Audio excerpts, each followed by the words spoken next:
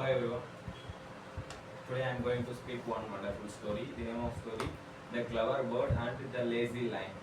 One hot day, the lion resting under a tree. The small bird flew down and started chirping loudly. The lion was annoyed. Why are you making so much noise? He growled. The bird, the bird said, the bird said,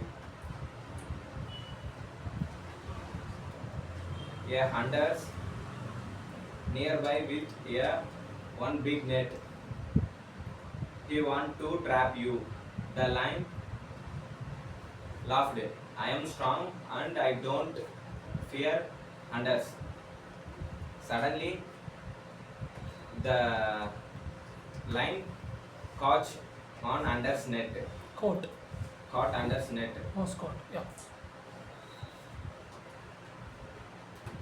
He wrote help. The small bird called other friends.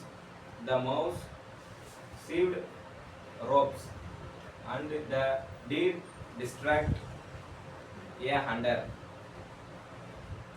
Soon the lion was free.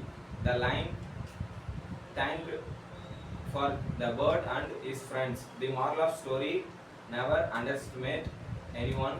Everyone has one value. Thanks.